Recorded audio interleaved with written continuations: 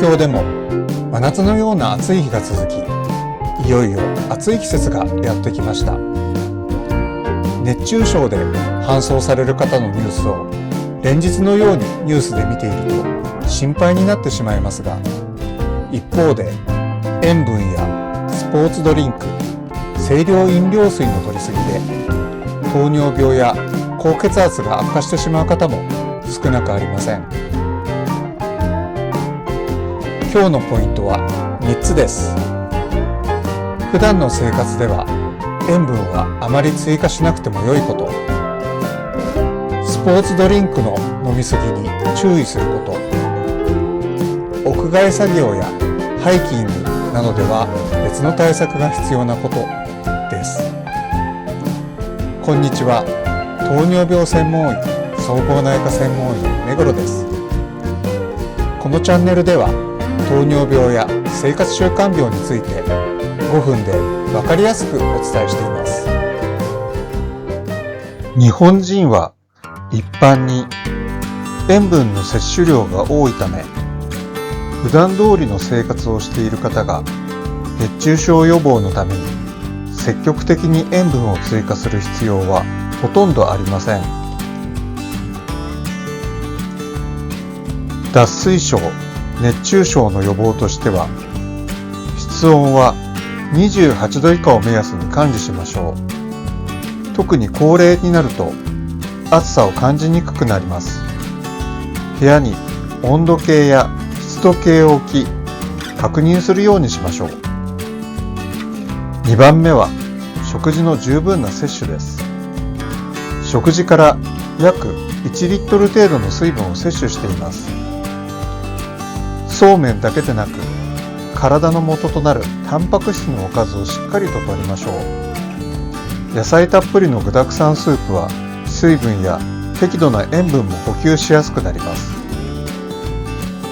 食事以外にも1日1リットル前後を目安に水分を摂りましょう。麦茶や水などのノンカフェインの飲料が勧められていますが、あまり神経質になる必要はありません。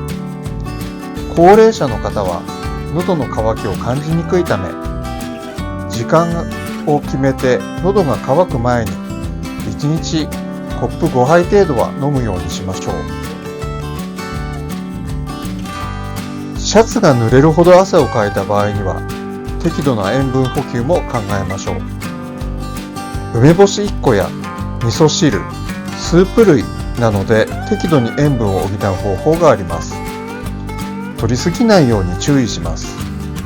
スポーツドリンクは糖分が多いため、糖類ゼロや低糖タイプのスポーツドリンクを選ぶのも良いでしょう。屋外作業を行う場合は話が全く異なります。炎天下での作業は大変危険です。庭仕事などは早朝や夕方など少しでも涼しい時間に行いましょう。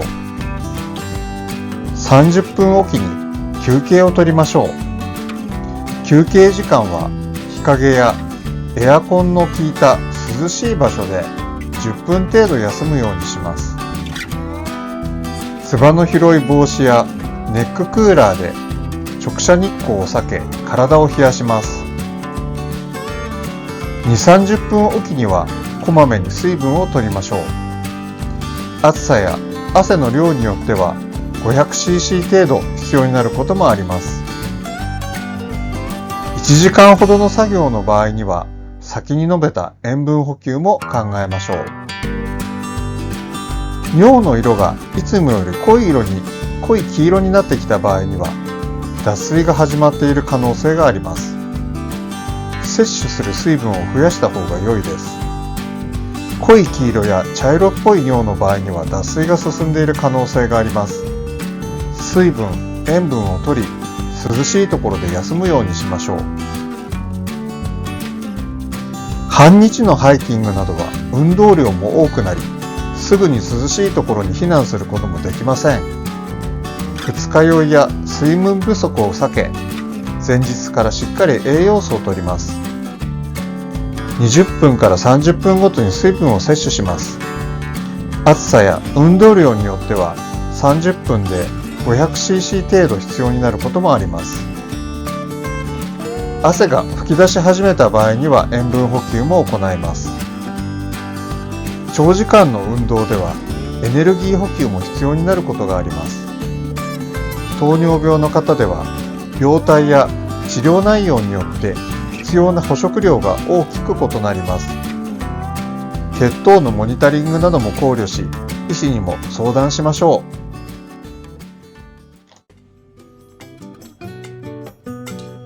猛暑や酷暑の季節は熱中症を防ぐことも大切ですが、塩分や糖分を摂りすぎないことも同じくらい重要です。普段の生活では室温管理、十分な食事、こまめな水分補給が基本です。一方で屋外作業やハイキングなどでは水分や塩分の補給がより重要になります。熱中症の予防イコール塩分を摂ることではありません。暑い日は無理をせず、エアコンの効いた室内で運動することも良い方法です。今年の夏も安全に乗り切りましょう。いいね、チャンネル登録をお願いいたします。それではまたお会いしましょう。